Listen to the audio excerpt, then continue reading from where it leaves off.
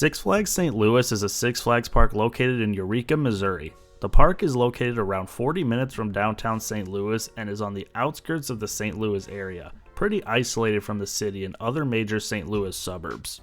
Six Flags St. Louis originally opened as Six Flags Mid-America in 1971 and is the last Six Flags park that was constructed and not acquired through an acquisition. I visited this park in late July 2022 and spent 6 total hours here. Here are my thoughts on the park and where it stands compared to other Six Flags parks in the chain. Before we begin today's video, I'd like to encourage you to like, subscribe, and hit the bell as that helps against the YouTube algorithm and really helps the channel. A whopping 99.8% of people who watch my videos are not subscribed, so let's get those numbers up a bit. The park layout was decently easy to get around, but does contain a lot of dead ends, most notably around the Boss, American Thunder, and the pathway that contains Catwoman Whip and Screamin' Eagle. I prefer park layouts that have a main path that goes around the perimeter of the park with a few interlocking paths in between. But this park has no main path, meaning you'll run into some sort of dead end as you navigate the park. One good thing about the layout of Six Flags St. Louis is that the entrance to Hurricane Harbor is right by the dry park entrance, making it really easy for those going to both parks to bounce back and forth as needed. I noticed before going to this park that there are themed areas, and really that's the only reason I knew this park even had themed areas. Walking around the park, everything looked the same for the most part, and there was no signage or change in architecture or scenery to indicate entering a new area, the only exception being the Bugs Bunny area with all the kids' attractions. Perhaps I was just oblivious and was too focused on the roller coasters to notice theming like a typical coaster enthusiast, but at parks like Six Flags Great America and Worlds of Fun, it was really easy to realize you were entering a new area of the park without any indication. Aside from the Bugs Bunny area, like I said before, I didn't notice any differences going through the park. As far as park cleanliness goes, I would say it was okay overall in the park, but I will comment that some of the bathrooms were definitely not receiving the TLC they needed and were very dirty. Some of this I will attribute to some of the aging of some of the bathroom structures, but still, I think some improvement could definitely be made to the cleanliness of these areas. The backdrop of the park is really nice with the hills and the trees, but the amount of blacktop here was very excessive and made the park feel like it lacked charm. It's a real shame since the surrounding area contains really nice trees and forests, meaning there could have been a lot more done to conserve that in my opinion and add a lot better scenery to the park overall. Food and beverage selection here was about as Six Flags as you can get and offered the usual selections that you'd find at any Six Flags park. There is a buffet restaurant here as well, which is very interesting, but it was unfortunately closed on the day I went, so I can't offer any sort of feedback on it.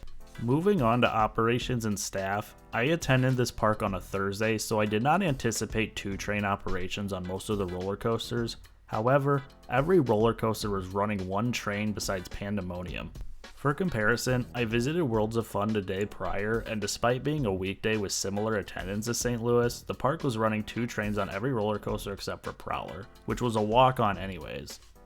This led to Batman and Boss having long waits despite the lower attendance due to the fact that these are longer roller coasters. As far as the operations themselves, I found them to be tolerable with decent dispatch times, meaning they weren't really fast but not horribly slow. The operators themselves were very engaging and I found their enthusiasm and interactions with the guests to be enjoyable.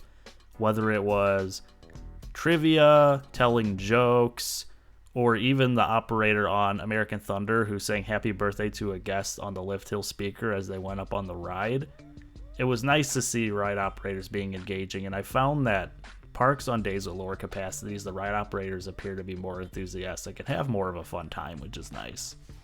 One issue I have had with Six Flags is redeeming my Priority Pass free meals. For those unfamiliar, Priority Pass members get 10 free meals as an alternative to getting a full dining plan. To redeem it at Six Flags St. Louis, I had no issues whatsoever, and the staff didn't look at me like I was trying to hustle them for some free orange chicken or something. And finally, the roller coasters of Six Flags St. Louis. Six Flags St. Louis has 9 total roller coasters. Screamin' Eagle and Boomerang were closed, so I have nothing to say about them, except that I will forever hate them. They prevented me from getting credit number 100 on Mr. Freeze, and I will forever hold that against them. As you know, part of being a coaster enthusiast is having unnecessary hatred towards a park or rides, so I consider this as kind of an initiation for me to enter the roller coaster enthusiast community. It feels good to be a part of it. Now that my hate speech portion of the video is done, let's go to the actual roller coasters that we're operating. 3 of the roller coasters here are clones, but luckily they picked the good clones. Batman the Ride runs like the other Batmans, great intensity, pacing, and whip through the inversions. Nothing to say here, really. Pandemonium is a great Gerstlauer spinner, and while I do not like spinning that much, this coaster serves its purpose in the lineup as a great family attraction. Mr. Freeze is an elite premier launch coaster. The launch is incredible and offers fantastic positive Gs and intensity. The drop off the vertical spike is crazy, and the inverted top hat provides great forces as well, especially diving off of it going forward, which acts as a dive loop of sorts.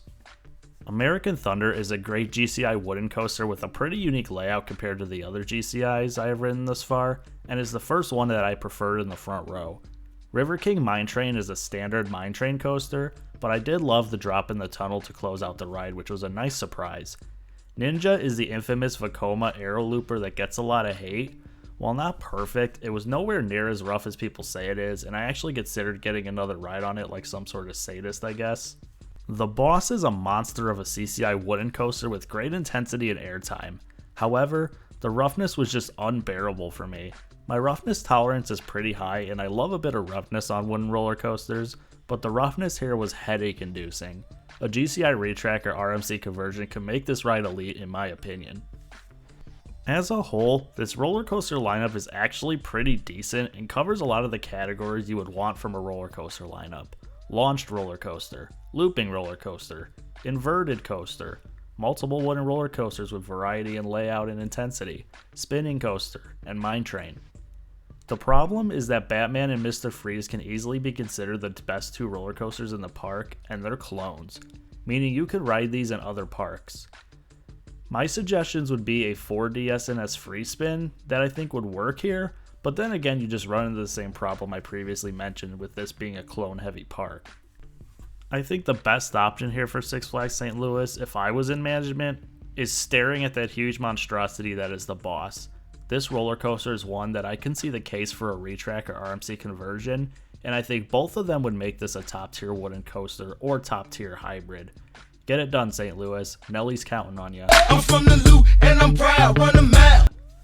Some final thoughts. Six Flags St. Louis is the 3rd Six Flags park I have visited after Great America and Fiesta Texas, and is easily a few tier levels below these 2 parks in terms of quality. The park faces immense competition in its own state of Missouri from Silver Dollar City and Worlds of Fun, 2 parks that I would easily put ahead of Six Flags St. Louis. Due to this, I'm not sure if Six Flags will ever really make a serious investment to improve this park, which really sucks, as I always enjoy seeing parks get new attractions and get better. In summary, the pros of this park are that the water park entrance and main entrance are in the same spot, making it really easy to bounce back and forth from the dry park and the water park. Six Flags St. Louis also offers a solid roller coaster lineup with good balance, despite it being clone heavy at the top. And third, the ride operator interactions were very great, and they were really engaging with the guests, which is always a great sign to see and helps improve the park atmosphere. For park improvements, I recommend that the lack of immersion with the theming is addressed. The park needs to do a better job of making each of its themed areas stand out in different ways. Cleanliness can definitely be improved, especially in the park bathrooms, and park appearance issues need to be addressed, such as the massive amounts of blacktop, and as I kinda said before, the lack of differentiating theming throughout the park. And finally, I think the park layout needs some improvement. As I brought up earlier, there's a lot of dead ends within the park that really helps ruin the flow as you're going around it. I also think there's just a little bit too much pathway that kind of moves through the center of the park where it's easy to go one way and not get where you're going. So there's my review of Six Flags St. Louis. I still did enjoy my time here though, and would recommend a visit if you are close by. I am just not sure if it warrants a repeat visit unless a major new attraction comes to fruition. In these reviews, I always try and be as fair and objective as I can with these, and any opinions are my own and may differentiate from yours. Let me know in the comments if you had a different experience or maybe even agree with mine. Perhaps you found the park easy to navigate and I'm just navigationally challenged, or in simple terms, an idiot. Anyways, this is Roller Coaster GP, and I'll see you next time.